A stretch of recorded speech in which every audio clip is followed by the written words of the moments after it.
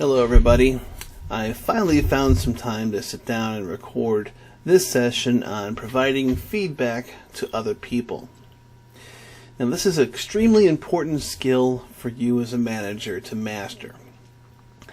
The reason why feedback is so important is because we want our people to perform well. Even not people on our team necessarily, but our colleagues, our friends, etc. And we want to try and help them the best we can. And we do that by providing them constructive feedback. However, if we don't do a good job at conveying that feedback, we actually might end up doing much more harm than good.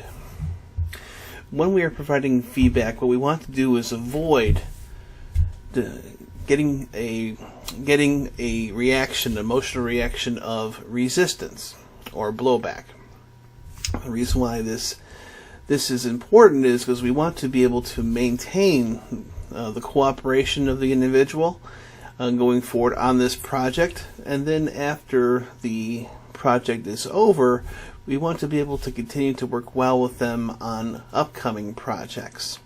The last thing we want to have happen is finish one job and then have the person saying, well, I will never work with that person ever again. So it's important that we deliver feedback in a way that's going to grow our relationships rather than make them more, less good, worse. Now, a number of years ago, I took a mediation skills course, and one of the big points of emphasis there is that in any social interaction with people who you may have to either give some bad news for, or just any type of a conflict situation, that you're in just about every situation you're concerned with at least 3 R's here: the respect, relationship, and reputation. And what I found is that these 3 R's are applicable just as well toward managing individuals and providing feedback for similar ways. As far as respect goes, that is the most important aspect to keep in mind, to try and promote on your teams.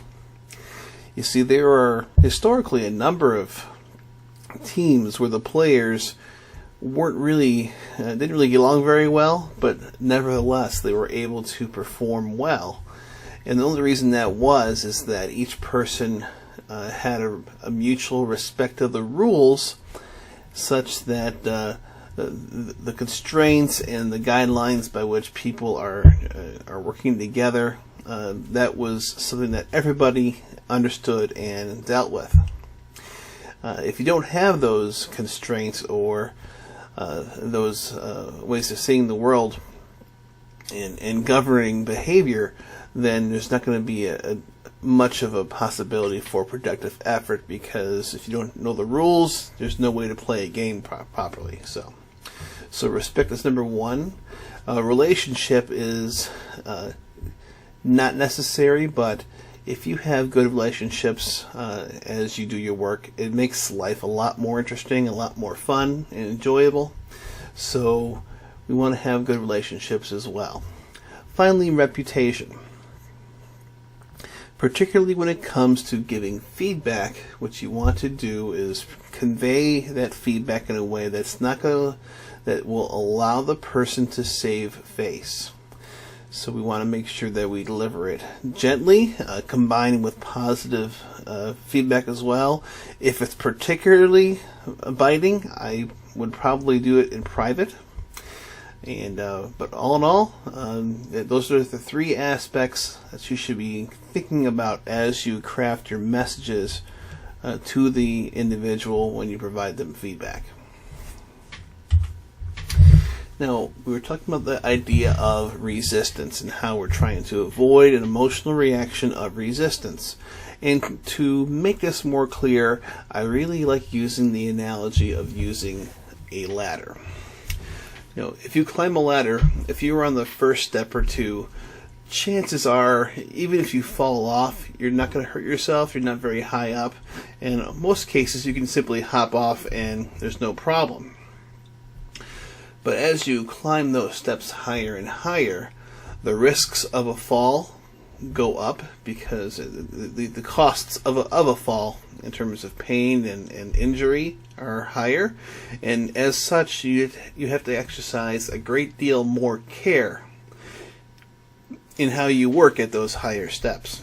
And the same thing applies here, that every step of the ladder is, you can see as a strategy on how to properly interact with someone when you're providing feedback, or essentially any type of an input at all into the direction or a conversation or a program or a project is going.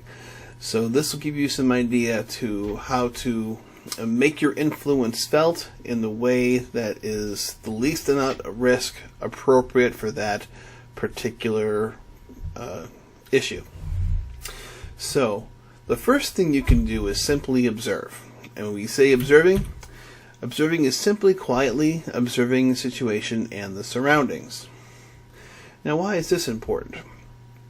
Well, it's important to start here because when you first enter a situation, you are likely to have not nearly all the facts or all the impressions. Even if you have just arrived from another, if you were brought from somebody else, whoever brought you probably got you up to speed and how they see the situation. But that doesn't necessarily mean that that person who is talking with you has a good command of the facts and the whole perspective of the whole situation from every side. So it's your job to first take in information, take in that data, so that when you do choose to act, that you are making an informed decision or informed part of wielding your influence. Now, the advantage of observing is that it is essentially a risk-free possibility. There's very little chance of any resistance or blowback. The disadvantage is that it's just not very influential. Since you're not choosing to steer the organization or the conversation or the project, someone else is going to do that for you. So it's not risky because it's not coercive at all, but as a result it doesn't really make change if that's what you want. Now, in most cases you probably don't need change. Simply sitting back and allowing the person who you're working with or the group to manage themselves oftentimes is the best way to go, because generally people find their way to the right answer. It may take a little bit longer, but I would save my influence for when I think it's most needed, when things are really being missed, or when the costs of not acting quickly are really critical, really high. Now, if you want to go up the ladder a bit and take a bit more risk in terms of blowback, you can resort to labeling. Now, it's important to really define this well. When I say labeling in this case, I mean merely stating the observation that you had. When I say an observation, we're talking about the data that you took in. You're making sure that the group understands the observation that you made and giving it a name. This finding reflects only one resource. And then stop. We're not saying if that's good or bad. We're not suggesting a course of action. We're simply pointing out the bit of data that we have picked up, and you're making sure that everybody else you're speaking with understands what you just told them. And they can now see the fact that you just observed. Now, the advantage of this is that it has a very low risk of resistance, because you're not really changing anything. You're not prompting action. You're not forcing one way or the other. You're simply providing more information to the group that may have been not seen or had not been picked up on by anybody else in the group there. So, in that case, you're providing a service, and that should be considered pretty well respected. The disadvantage is that it is non-directive. You're simply making sure that people are realizing that this information is out there, and you're allowing the the audience to make the decision of what to do about that new information, if anything at all. Now, if you wish to continue to escalate in terms of potential resistance, you can start by asking questions. Now, questions is simply asking a person to consider doing or thinking in a different way than they would have to up to this point. Should we try a different approach? Now, this is a bit different from the previous statement of labeling, because now we're not pointing something out. We are actually inviting a decision being made, inviting a new course of action, and either way you're going to prompt the audience to make a decision. It invites an action, a new way of looking at things, a new possibility, but it's going to prompt a decision to be made, because you were saying, I've now shown this to you, do we need to do anything with it? That's a different, it's another level of urgency that wasn't present with labeling. Now, the good thing about asking a question is that it's inherently humble. It doesn't presume that they should they should take a new course of action, or that your perception is correct. You are simply inviting the group to consider it and ask them to make a choice about how they want to proceed. And that is a little bit more directive, but it's a very mild form of direction. Disadvantage is that it is a moderate risk of resistance, because now we are being slightly more directive, but it's probably not a very dangerous one. Another thing about the advantage being a room to retreat, this means is that if for some reason what you're presuming, the basis of your question, if that's not correct, it gives you a lot of space with which to fall back, and if you are not correct in how in your interpretation that led to that question, it's very easy to say, "Oh, I'm sorry, I wasn't sure," which is why I asked the question. It's something you can very easily back away from. The worst thing you can be in these situations is wrong. Which is why you ask questions, because if you're unsure, if there's ambiguity there, if maybe your perception could be different than what someone else's, if you are leaving the possibility that you are not correct in your statement, if for some reason it turns out that you aren't correct, it's a lot easier to walk away from, and it allows you to save face. Because if you say something that's not true or that's wrong, you yourself can have damage done to your reputation and your credibility. So, as I said before, as you climb the ladder, the care you have to take in how you phrase things becomes more important. So when you ask a question, it's important to figure out how we craft the question in a way that's going to convey the best possible outcomes for you. The point of asking a question is to be as non-coercive as possible. When you ask a coercive question, let's compare these two statements here. Don't you think this is a good idea? Versus, do you think this is a good idea? Now, these two statements, these two questions here, really have no substantive difference one way or the other. In terms of what they're trying to get at, the outcome, they are identical. But when you change the words "don't you think" to "do you think," there is a huge difference between those. When you say "don't you think," you are presuming that your answer is correct.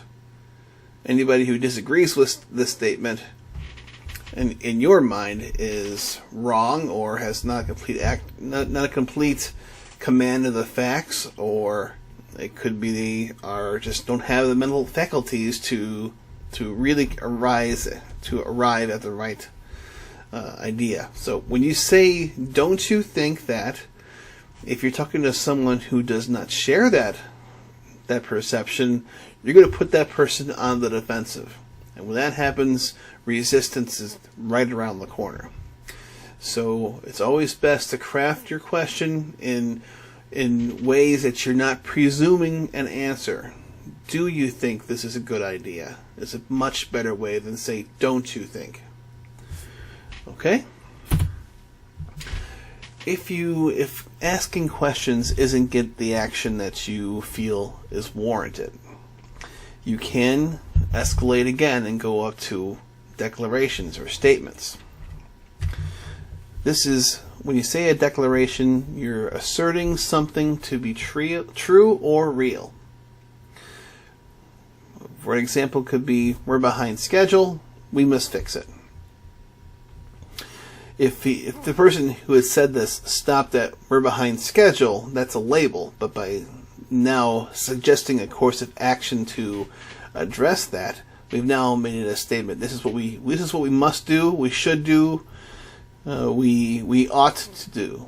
And this is where you get a bit more risk, because now you're being much more coercive and directive in your approach to this particular conversation. The advantage of making a statement or declaration is that it is an exercise of leadership. And at some point we all need to have that, because it's the people who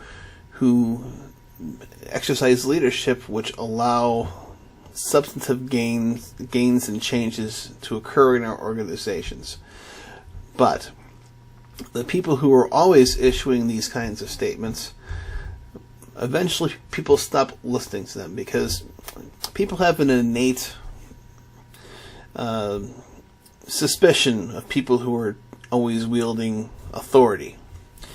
So I would encourage you to operate as much as you can at the low rungs of the ladder. And when you're doing that, you're going to be building trust with the group or the individual. And hopefully when you choose to get to this stage of trying to wield influence, that it's going to make sense, and that they'll support you, they'll trust you. So you should not always operate on the making statements or declaration stage, because you need to have time to allow the group to put more trust in you. The more you choose to stay up here, the greater chance that you're going to turn people off, and it also puts you in more of a risky situation, because you're not always going to be right. And the more times you put yourself in a situation where you could be wrong, the bigger the risk that you have that you're going to be proven wrong, and that will really harm your credibility as a leader. Now, the disadvantage for using this is that, again, relatively high risk of resistance, and it does require a great deal more care to do this effectively. Again, because now we're almost at the top of the ladder here. So if we make a mistake, it's going to hurt when we fall and hit the ground. So we have to be much more careful in how we manage ourselves. We must polish our statements in a way that we can have the best outcomes based upon those statements. So first of all, it's important to separate your opinions, your interpretations, your perceptions from facts. Facts are objective. They either exist or they don't. Do not presume that your opinions, your interpretations, what value that you attribute to certain facts as true, because quite often they aren't, or at least there's nuance between different interpretations. So keep your facts straight. Facts you can say they're true or not, but your opinions, perceptions, etc., make sure you state them as such, so that you have a chance to walk them back if it turns out that your perceptions are incorrect. One thing is important to keep in mind is try to use your I statements. Let's compare these first two statements here. Based upon this, I've found that. Compare that with, it's pretty clear that. The first statement says that based upon information that's in front of me, I think this. And there's no way you can disagree with that. No one can say that that's wrong, because this is the interpretation that you have drawn based upon the data. It may not be correct, but it's what you arrived at, and that is factually true regardless of what the data is.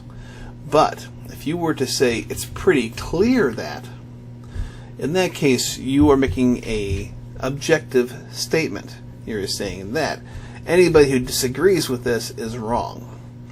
And if you are wrong on this, then you have really harmed your credibility, because no one can trust you to actually know what's true or not.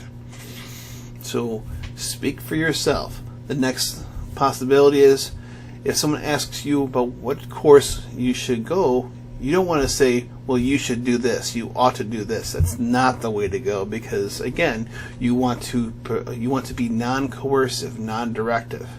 You say, if I was in your situation, I would do this.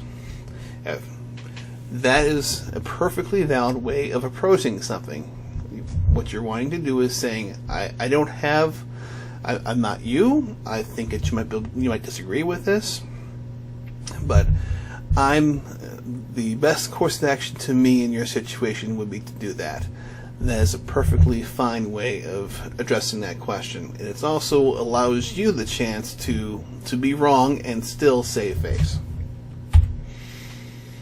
Using a qualifier. Now, when you qualify your statements, what you are doing is you are admitting that you are not perfect, that you don't have a universal understanding of everything. So you're admitting that, and then you're also inviting people to correct you if your understanding of the facts is incomplete. So you say things like, correct me if I'm wrong, but blah blah blah blah blah. This allows you to again say that I am humble. I don't pretend that I know everything, and if I am wrong about that, let me know, but I suggest we do this. When you say, as I understand it, again, you are saying that based upon everything that's in your head right now and your understanding of the facts, this is what you think. And this allows you the opportunity, if someone offers a new piece of evidence, to say, oh, well, that changes everything, doesn't it? And then you can very easily revise your statement without having it cost you personally. The self-effacing comment. This is a very useful tool for many managers, especially when you're providing feedback to someone else. When you offer a self-effacing comment, you are putting yourself at a little bit lower level. Pretentious people do not efface themselves. So when you go ahead and say, if you're trying to deal with someone who maybe has stumbled or made a mistake, you sit down with them and you say, listen, what happened here is a very common problem. It's happened to me a number of times. So don't feel bad about this. This is what happens, but this is how we can get past it next time. When you say a comment like that, you're taking the person that you're talking with, and you're not putting them on the defensive. You're not saying that you should have known better. You're not saying that that person was negligent or didn't think things through clearly when this happened. You're saying, I made the same mistake. It happens to all of us. Let's just solve the problem. And that's a much better way to come at that situation. Ask for permission. You should never, ever offer unsolicited advice. If you're trying to offer opinions or thoughts or comments, if hopefully they'll ask you, say, what do you think about this? And then you can go ahead and feel free to share what it is you think. If not, but you think you can offer something that's helpful, it's important to ask that person if they're willing to accept these new ideas. Could I offer a comment? Could I share my idea with you? Would you be willing to listen to a different perspective? Well, this allows them to be in more control. And if you're going to provide them a new set of ideas, a new way of looking at it, that's kind of vulnerable. So allow them to have that level of control, and it also makes you seem like you're not being coercive, you're not trying to push your ideas. You are saying, I have something to offer, and if you want to hear them, I'm willing to share them, but don't feel like you need to. I'm not going to force them onto you if you do not want them. I think that's a good approach, a good way to go. Finally, if all other strategies are not working, and you feel it's so important, you can go to the top step on the ladder, that big red one on the top there, judging. Judging is stating if something is right or wrong. And this could be as much as like ethics, this is completely unethical, or it could be a factual statement that this is right or wrong. Obviously, the ethical ones are more of a challenge. The advantage of using judging statements is that they wield the most power of anything we can do. So you are going to get a reaction from the group, but depending upon how this goes, it may not be the direction or the reaction that you want. So the disadvantage of using judging statements is whether you are right or wrong, this will generate some resistance and damage your relationship. Particularly if it's those ethical questions, you're going to really hurt people's feelings, or it's going to be some sort of a backlash against it. Now, if you're right, well, that may be something that you're willing to risk. That's a cost that you'd be willing to pay if it's in the best interest of what you value. I very rarely ever have to go to a judging situation. Usually it happens when people are being completely reckless, or they are not thinking, or they don't understand the ramifications of what they're doing. Very rarely do people come to a point where they are they come to unethical or wrong points of view when they're well-meaning people. Most people are well-meaning. So if they're bad people, well, you don't care anyway, because you'll if you find them to be unethical people, you probably don't have a relationship with them anyway that you care to maintain. But if you do care about these people, then it's important to use this only when you think it's vitally necessary to perhaps save people from harm, or to save your organization or the group that you care about from such a tragic loss of reputation that you're willing to risk your part in it to make it, to provide for the welfare of it going forward. If you ever do resort to judging, you better be right. Because if you make a judging comment and you're proven to be wrong, you just destroyed your credibility. And if you've impugned the character of people around you and you're wrong, it's likely that they will never forgive you for making that error. So this is why I tell people to operate at the bottom of the ladder as long as possible. Take in the data, learn, and try to make your influence felt using those less directive strategies. But if you've taken the time to really understand what's happening, and you've tried other strategies and the people are still not listening to you, and you are willing to risk your relationship with everybody and the entire organization because it's the right thing to do, then yes, feel free to use these judging statements. But just know the risks and the costs ahead of time. Okay? Now, how many people here have ever seen people who immediately jump to this stage, the judging stage? That's wrong. We can't do that. No. these people are never seen as they're not well valued in the organization. There is no esteem for these people. They are seen as busybodies, as completely emotional basket cases. There's a real credibility issue with people who resort to these types of statements.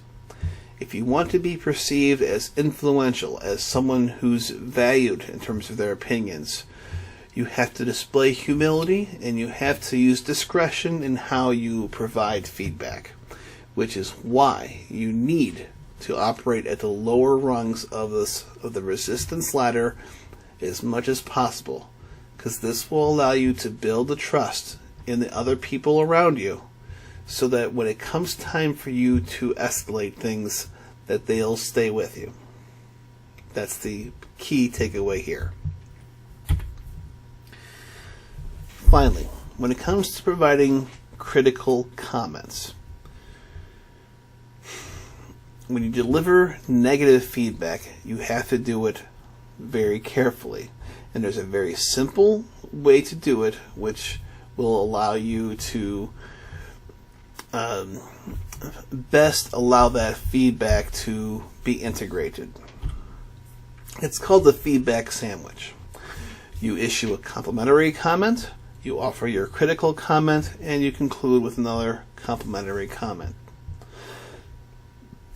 When you do this, you not only leave the person with more positives than negatives, but the sequence is also important as well.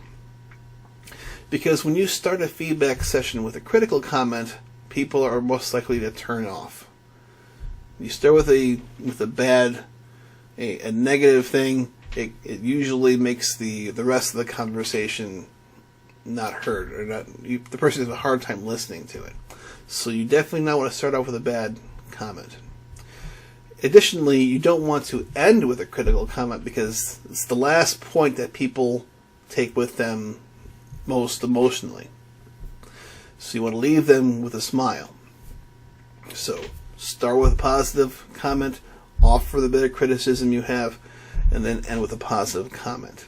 And keep that ratio, 2 positives for every negative. If you do that, the chances of an emotional reaction to it will be, a negative emotional reaction is going to be much less. And allow the person in front of you to continue to work to recognize that what you're trying to do is help them get better, help all of us succeed. And if you have that reaction from every discussion of feedback with an individual, you're going to be a very effective manager. So please keep this in mind going forward. For a skill builder exercise today, I want you to learn to practice using these tools in your interactions with others. When you offer some insight, some thoughts, try to use the labeling or the questioning techniques I discussed. And when you offer personal criticism to someone, take the time to use the feedback sandwich as often as possible. So thank you very much for sitting through this extensive discussion about how to deliver feedback. I hope you find it beneficial, and I will see you in the next session. Take care.